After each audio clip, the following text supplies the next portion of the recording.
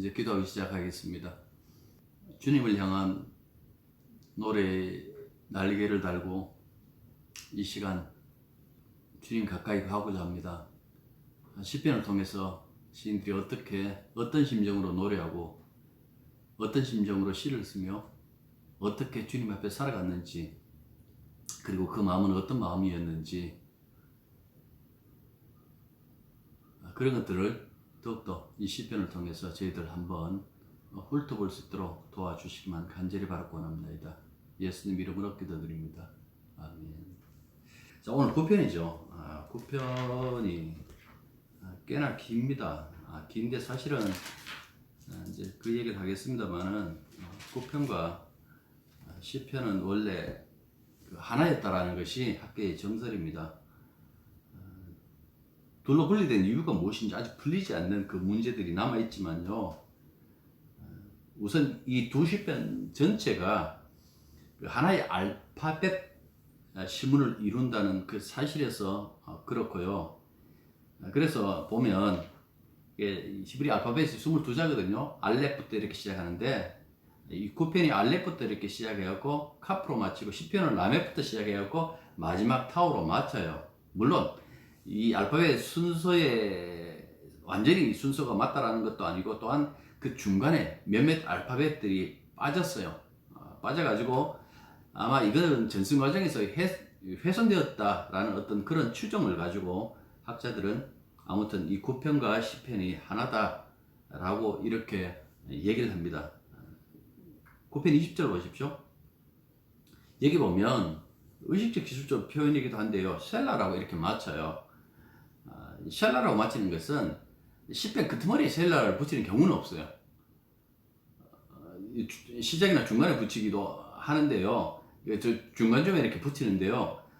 그러니까 마지막에 이제 셀라를 맞췄다라는 것은 10편이 계속되고 있다는 어떤 그 의미가 되겠죠. 그리고 10편 보십시오. 10편을 보시면 1권에 보면 다 표제가 있잖아요. 다윗의 시 뭐 이렇게 하고 표제들이 있는데 표제가 없어요. 10편에는. 네. 그러니까 이 표제가 없다라는 것은 9편과 이어져 갖고 있다라는 어떤 그런 의미가 되기도 하고요. 또 한 가지는 9편과 10편 사이에 이 주요 용어들이 공유하는 그 현상들을 두드러지게 이렇게 나타냅니다. 그래서 이 헬라 역본 70인역 자주 그 얘기를 했잖아요. 헬라 역본, 그 다음에 라틴어 역본, 벌게이트라는 라고 그렇게 얘기를 하는데요. 이 둘은 9편하고 10편을 하나의 시편으로 묶었습니다. 이것 때문에 이 히브리 성경 마소레 텍스트하고 이 두 역본, 다시 말해서 이 70인역하고 라틴어 벌게이트하고 하고 이렇게 시편 번호를 대조해 보면요, 10편부터 146편까지 번호 매김에서 하나씩 이렇게 어긋나 있어요. 그것은 바로 이 두 역본이 9편과 10편을 하나의 시편으로 묶었기 때문에 그렇다라는 그 말씀입니다. 알파벳 순서대로 이렇게 얘기하는 것은요, 이 뭐 알파벳 노래라고 이렇게 얘기해요. 가장 유명한 시편이 여러 편이 있는데 그 중에서 가장 유명한 것이 바로 굉장히 길죠. 119편. 그게 알렙부터 해갖고 타브까지 이렇게 이어져 있어요. 타브까지 이어져 있는데요. 이 이어져 있는, 왜 이렇게 했을까라고 했을 때에 그냥 이렇게 생각하시면 되는 거예요. 기억하기 쉽게 하기 위하여. 성경을 외우고 기억하는 데에 여러분들도 뭐 무엇을 어떤 그 단어 외울 때에 그 암기하기 쉽게 만드는 것처럼 이 알파벳 노래도 역시 마찬가지라는 그 말씀입니다. 그래서 그 기억을 돕는 어떤 하나의 도구로서 알파벳 노래를 사용했다라는 그 말씀입니다. 자, 표제 보십시오. 먼저 표제 보시면 뭇 라벤이라고 이렇게 되어 있어요. 이거 굉장히 늘 뭐 항상 시편 할 때마다 여러분들에게 드리는 말씀 중에 하나가 어렵다, 수수께끼 같은 단어다 라는 어떤 그런 말인데요. 그런데 이 헬라 역본에서는 70인경에서는 어떻게 했는가 하니까 아들의 비밀에 대하여, 그리고 아람어, 예수님 당시에 썼던 그 언어라 그랬잖아요. 아람어로 된 이 탈쿰에서는 아들의 죽음에 대하여라고 이렇게 옮겼어요.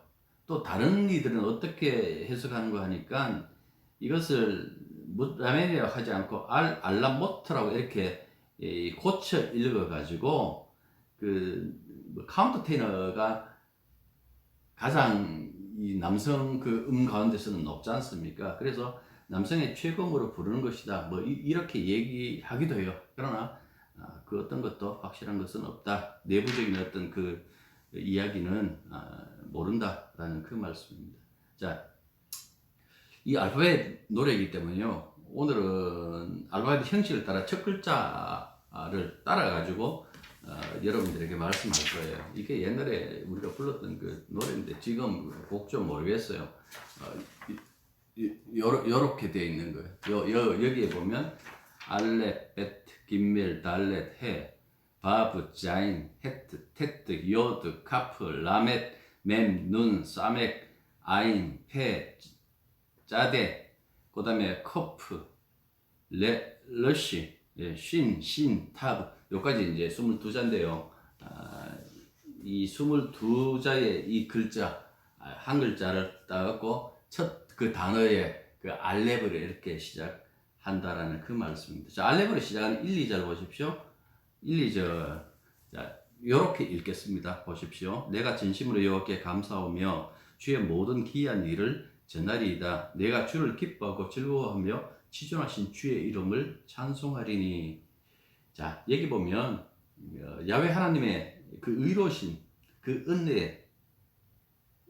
은혜의 구원 행적에 대한 그 감사, 하나님께서 정말 은혜로 우리를 구원하셨습니다라는 그 감사가 여기에 담겨져 있어요. 특히 여기 보면 이 지존하신 분 이렇게 되어 있잖아요.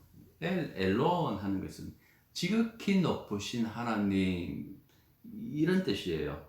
그러니까 지극히 높으신 분 이렇게 얘기하는 것은, 그러니까 그 하나님을, 여호와 하나님, 그러니까 야훼라는 사실 그 용어를 제가 앞으로 좀 이렇게 자주 쓸 겁니다. 그 야훼를 강조하는 어떤 그 분위기, 그래서 하나님이 얼마나 높으신가라는 그 이야기를 했을 때 지극히 높으신 분 이렇게 얘기함으로 말미암아 그 어떤 그 보좌도 하나님 보좌 위에 있을 수는 없다라고 이렇게 시인은 노래하는 거예요. 그러니까 시인의 신앙 고백이라는 것은 유일하신 하나님일 뿐만 아니라 그 하나님은 온 우주를 통치하고 계시는 분이다.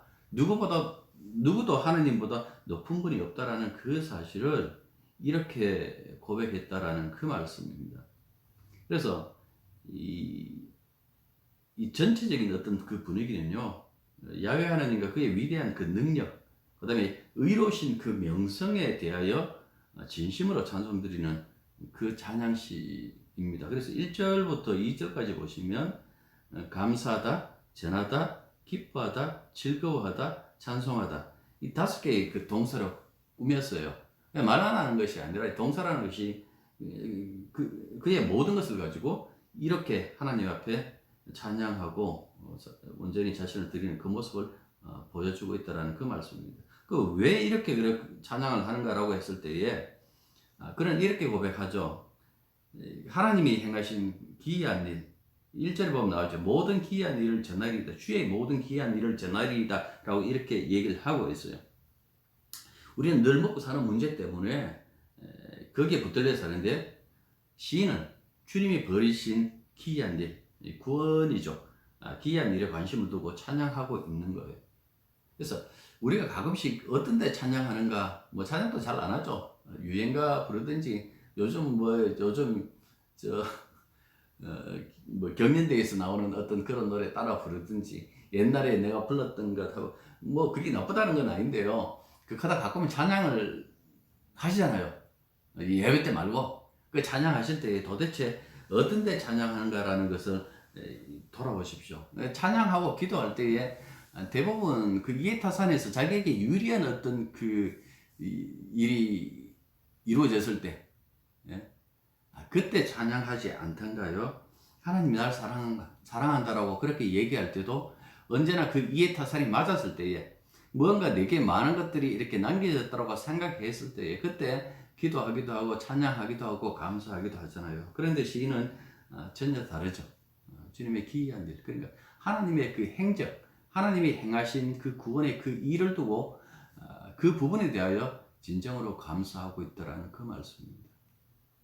우리가 구원받은 그 일에 대해서 얼마나 감사하고 있을까라고 생각해 보십시오. 어느새 나는 당연히 구원받아야 돼 라는 그 당연함이 우리들 앞에 와 있는 것은 아닌지, 그래서 감사보다는 나는 구원받아야 된다라는 어떤 그 자의식이 강한 그런 모습은 아닌지요. 그런데 여기 시인은 전혀 그렇지 않다라는 그 모습을 보여주고 있는 거예요.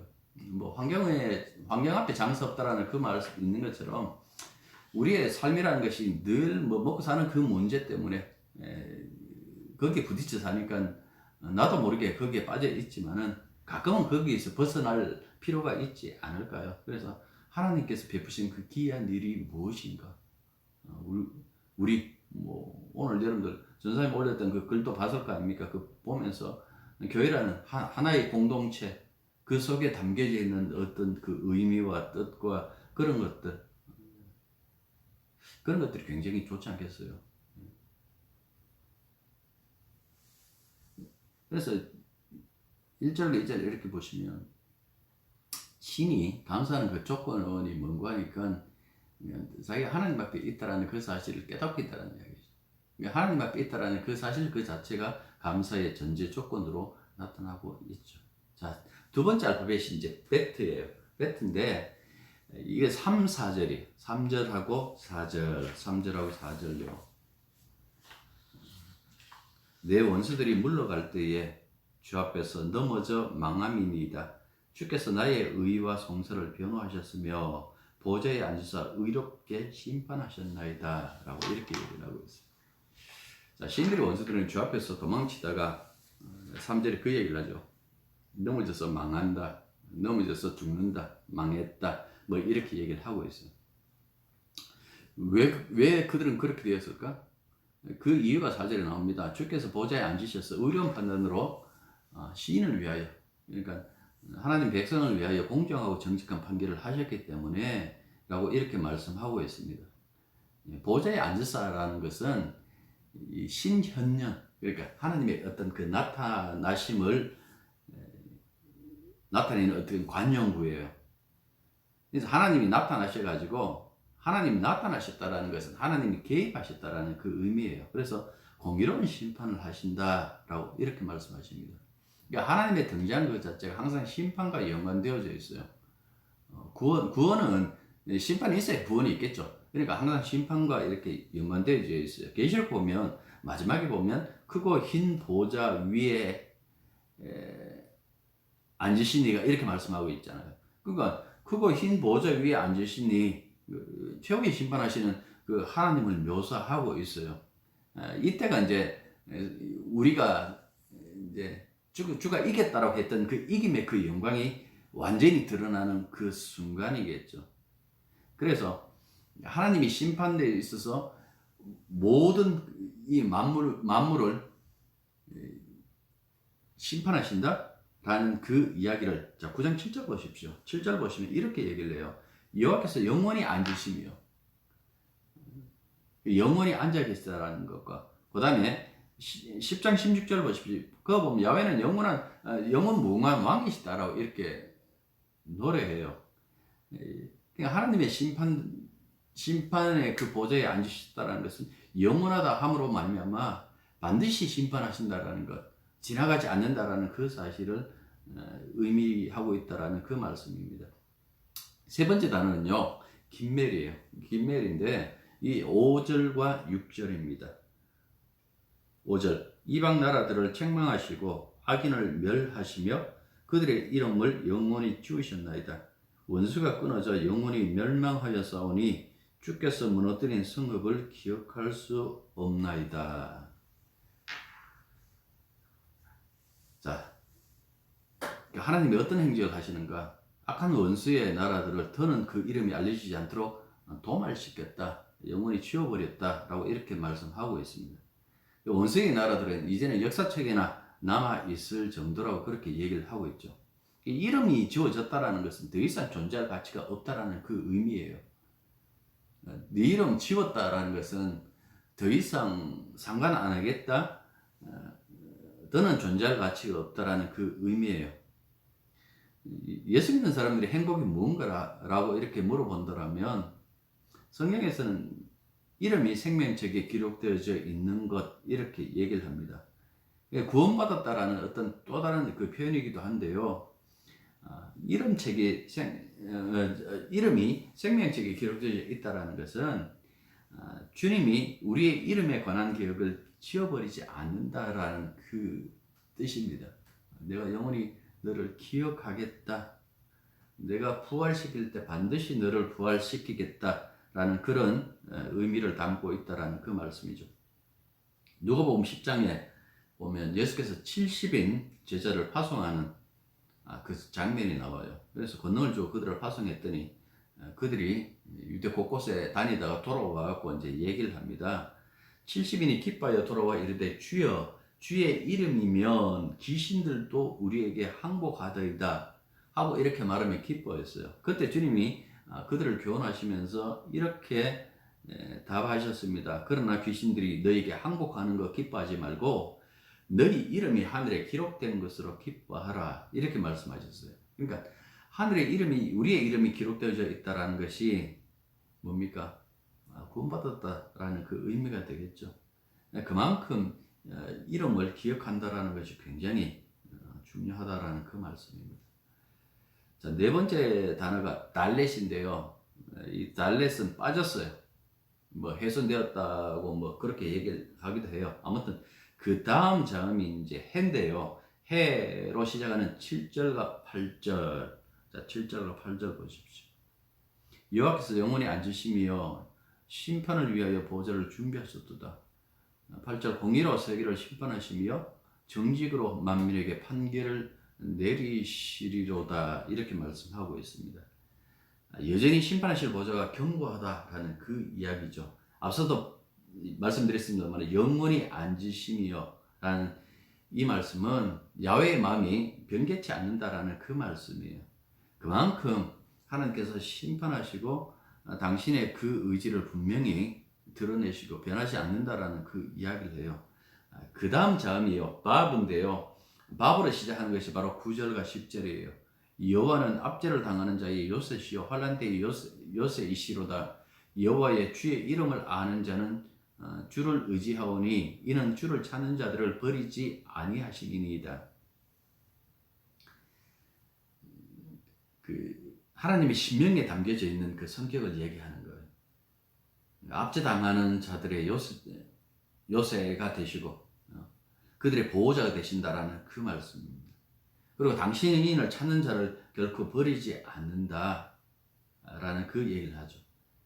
그러니까 하나님께서는 압제하는 자를 다루시는 것과는 다르게 압제당하는 자를 보호하시고 그들의 피난처가 되신다라는 그 얘기를 해주고 있는 거예요. 이렇게 얘기를 하면 하나님이 너무 한쪽으로 쏠리는 것 아닌가, 한쪽으로 기울어져 있는 것 아닌가 라고 이렇게 생각할지 모르겠는데 그것이 아닙니다. 그 단순히 제가 여러 번 그 말씀 드렸는데 가난한 자라고 얘기했을 때에 경제적인 어떤 그 가난함을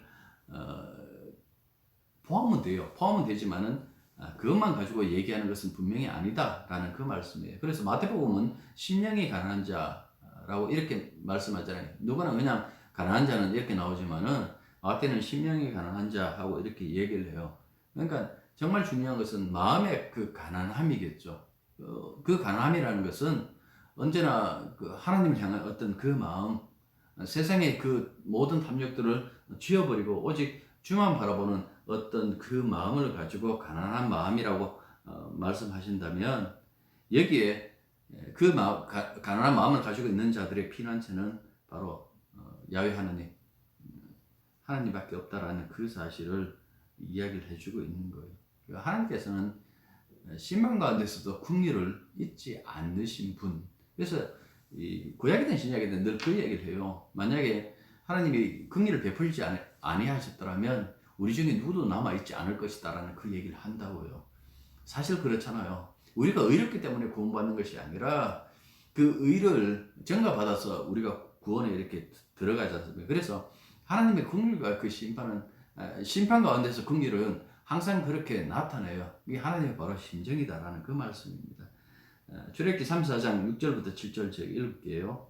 여호와께서 그의 앞으로 지나가시며 선포하시되 여호와라 여호와라 자비롭고 은혜롭고 노하기를 더디하고 인자와 진실이 많은 하나님이라.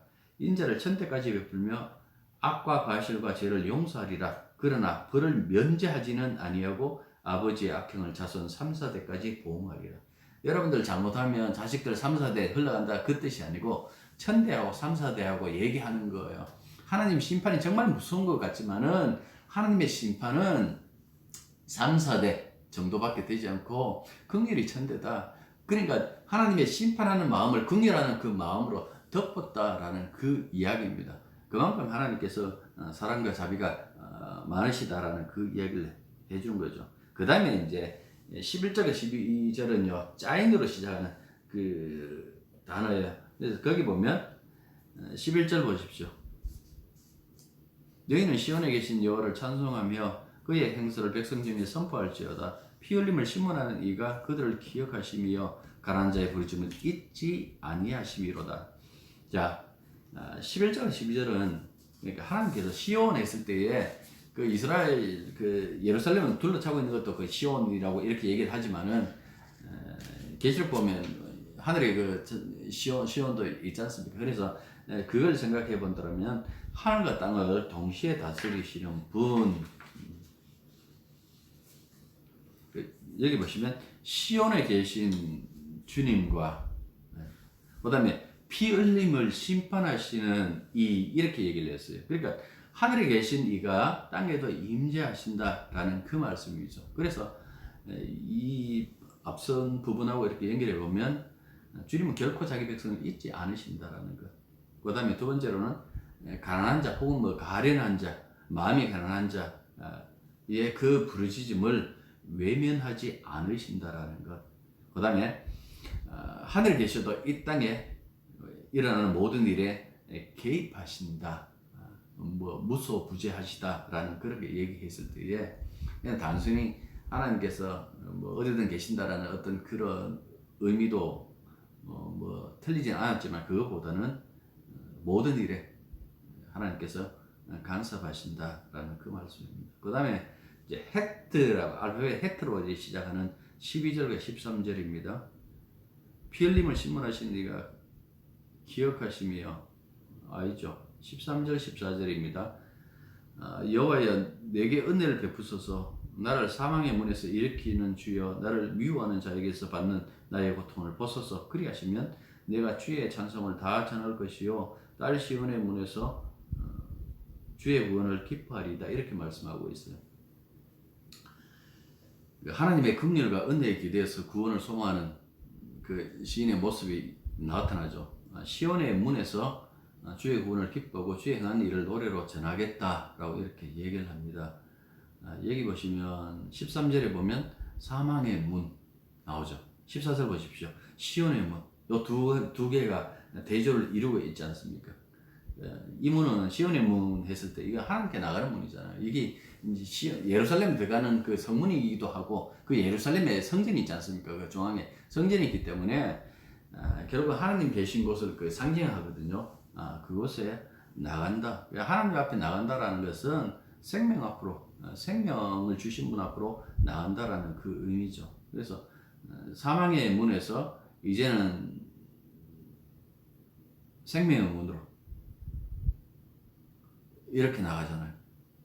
그러니까 사망에서 생명을 옮겼느니라 라고 얘기했을 때에 우리의 운명이 어떻게 바뀌었는가라는 그 모습은 이렇게 말씀해줘요.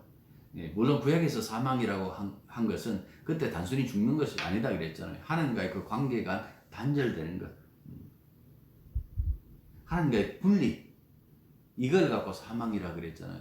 그래서 시인들은 하나님과 분리되는 것이 얼마나 두려운 거라는 그 사실을 알았어요. 우리야 뭐 하나님 있든 없든, 예? 믿든 안 믿든 상관 안 하잖아요. 그런데 시편의 시인들은 그러니까 하나님과 분리되는 그 상태를 가지고 이미 죽었다라고 그렇게 봐요. 그 죽은 자들이라고 이렇게 봐요. 예수님도 아버지 장사하고 장사 지내고 따라가게 하옵소서 하니까 죽은 자는 죽은 자들에게 맡기라고 그렇게 말씀하셨잖아요. 그만큼 하나님과 분리되었다라는 그 자체가 뭡니까? 사망. 사망의 문, 사망. 이렇게 얘기를 하는 거예요. 그래서 생명은 하나님과의 관계 회복이겠죠. 생명이 주님이시니까 우리에게 생명을 주시는 분. 그 얘기를 하고 있습니다. 그 다음에 텍트. 15절과 16절 보십시오. 이방 나라들은 자기가 판 웅덩이에 빠짐이여 자기가 숨긴 그물에 자기 발이 걸렸도다. 여호와께서 자기를 알게 하사 심판을 행하셨으며 악인은 자기 손으로 행한 일에 스스로 얽혔도다. 히카연 셀라 이렇게 얘기를 합니다. 자, 히카연 셀라는 뭐 쥐임새 넣는 단어 정도 이렇게 생각하시면 무난하고요. 신이 다시 한번 그 악을 향한 하나님의 심판에 대해서 성찰하고 있습니다. 하나님이 심판하신다 하면 우리는 당장 망하는 것 이렇게 생각해요. 아유, 저 하나님 저놈 새끼 저거 어떻게 심판 안 하시나라고 얘기했을 때 이미 그 자들은 심판 안에 있어요. 심판 안에 있는데도 불구하고 우리 눈에는 진짜 뭔가 우리가 생각하는 심판, 소위 말해서 심판이라고 생각하는 뭐 그런 것들이 이렇게 이루어져야 된다고 그렇게 생각해요. 성경에도 그 73편에 이제 그 얘기 할 거예요. 그 무슨 얘기 하는 거니까 악인들이 더 잘 산다고 세상에서. 그들은 죽을 때도 힘이 남아 돌아간다고 그렇게 얘기를 해요. 그래서 굉장히 기분이 상해가지고 성전에 들어갔다가 성전에서 빌어서 하나님 말씀드리면서 그가 알았다. 내가 짐승보다 못했다라고 그렇게 고백하는 게 이제 10편 73편에 나와요. 이게 현실이잖아요. 현실에 보면 소위 말해서 수쓰고 꾀부리는 사람들이 더 잘 살아요. 그게 당연한데 우리는 정직하게 살면 그 정직함으로 인하여 내가 더 잘 될 줄 알아요. 여러분들 억울해하지 마십시오. 그 정직하게 살면 정직하게 살았다 그것으로 그냥 지나가시면 되는 거예요. 그거 뭐 하나님만 알아주시면 되겠죠. 물론 내가 정직하게 살았다 그래갖고 나를 구원해 뭐 그것이 의가 돼가지고 구원받고 그것도 없어요. 그러니까 뭐 내가 말하는 정직 나의 의 그거는 걸레 조각이나 마찬가지예요. 그렇다고 하고 막 살아가는 것은 아니지만은 여러분들 그렇게 나름대로 내가 예수 믿는 사람으로서 나는 마땅히 이렇게 살아야 된다고 생각합니다. 나는 믿음의 모습이 이렇다고 생각합니다 하고 그렇게 살면 그 결과가 어떻든지 간에 그냥 그것으로 만족해요. 괜히 그것 가지고 뭐 다른 사람 정죄한다든가 왜 세상에 저 나쁜 사람들이 더 잘 되는가 그렇게 욕하지 말고요. 그냥 그러려니 하고 그냥 사시면 된다라는 그 말씀입니다. 불평하지 말라는 그 이야기를 10편 37편에 해요. 1절, 8절 보면 그 얘기를 해요. 불평하지 말라. 그런 일로 가지고 불평하지 말라. 그 다음에 시기하지 말라. 그 말씀도 하세요. 여기서. 시기할 필요도 없고요. 불평할 필요도 없다라는 그 말씀입니다. 아무튼 하나님의 심판은요. 우리가 생각하는 그런 방식이 아니다라는 그 말씀입니다. 여기서 보면 좀 놀라운 그 이야기가 있어요. 뭔가 자세히 보시면요. 악의 속성 그 자체가 하나님의 심판이에요. 그냥 내버려 둔다 그랬잖아요. 그냥 악한 사람들 그 악한 대로 마지막 계시록 마지막에도 그 얘기를 해요. 그 악인은 악인대로 그냥 내버려 둬라 그랬어요. 그러니까 내버려 두는 그 자체가 바로 심판이고 파멸이라는 그 사실을 우리는 못 믿는 거예요. 내 눈을 뭐 물리적으로 무슨 일이 일어나면 그것이 심판이고 파멸이라고 생각하는데 결국 그렇지 않다라는 그 말씀. 그건 나중에 최후의 심판 이후에 어떻게 심판하실지 그때 가서 여러분들 보시고요. 아무튼 여기 보시면 자기가 판 웅덩이에 자기가 빠지고 자기의 친구분이 자기가 걸리죠. 이거 보십시오. 무슨 뭐 잘못해서가 아니에요. 그냥 자기가 사는 그 자체가 뭡니까? 그 얘기를 하는 거예요. 그 악인이 사는 그 삶 자체가 뭡니까? 비심판이에요. 굳이 뭐 저주 안 빌어도 돼요. 그 악인을 사는 그 자체가 저주예요.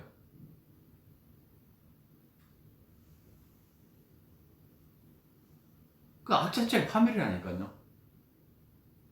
그 파멸된 그 사람들이 그냥 반짝반짝거리면서 사는 것, 거기에 대해서 아쉬워할 필요는 뭐 있나요? 다니엘서 12장에 우리는 하늘에서 영원히 빛난다 이렇게 얘기했는데 잠시 반짝반짝거리는 거 거기에 옛날에 여러분들 그 저 뭐야 향천동에 그 뭐 나이트클럽 같은 데 안 가보셨어요? 예?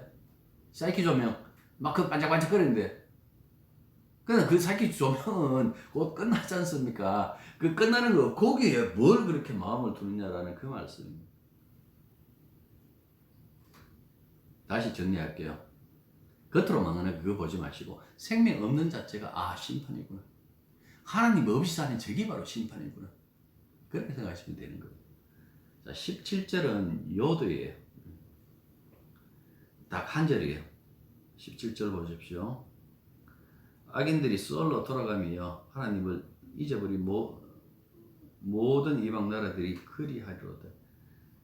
자, 악인들 그리고 하나님을 잊어버린 모든 나라들을 갈 곳이 정해졌죠. 스월은 지난번에 한번 말씀했습니다만은 뭐 음부라고 이렇게 번역되기도 해요. 땅 깊은 곳. 옛날 사람들은 뭐 그렇게 생각했어요. 지구의 중심 가까이 있는 어떤 그런 것 아니겠죠. 여기서 말하는 이제 스월 하는 것은 주님과의 교통이 끊어진 것. 그거는 바로 그 자체가 심판이다라는 그 말씀입니다. 여러분들 하나님과 관계 끊어졌다는 것을 성도 입장에서 보면 굉장히 슬픈 일이에요. 이걸 오히려 심판으로 생각해요. 그런데 이 사람들은 당연하게 그 자리에 놓여져 있다는 그 말씀입니다. 그만큼 악에 대한 하나님의 심판은 강하다라는 그 사실을 얘기해 주고요. 자, 이제 뭐 시간도 다 됐고요. 마지막 카프로 시작하는 읽을게요. 18절부터 20절. 궁핍한 자가 항상 잊어버림을 당하지 아니하며 앞에 하고 다르죠. 가난한 자들이 영원히 실망하지 아니하리로다. 여호와여 일어나서 인생으로 승리를 얻지 못하게 하시며 이방 나라들이 주 앞에서 심판을 받게 하소서. 여호와여 그들을 두렵게 하시며 이방 나라들이 자기는 인생일 뿐인 줄 알게 하소서. 셀라 하고 이렇게 얘기를 했어요. 일어났어요. 그 말하는 이 의인법적 이 표현은요.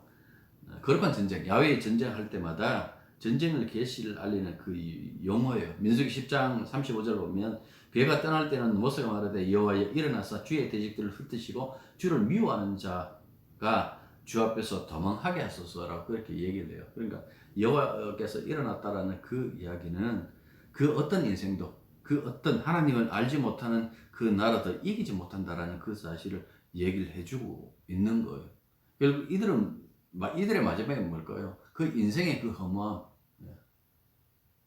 그 인생이라는 것이 그냥 허무한 그 모습으로 끝난다라는 그 얘기를 해주고 있는 거예요.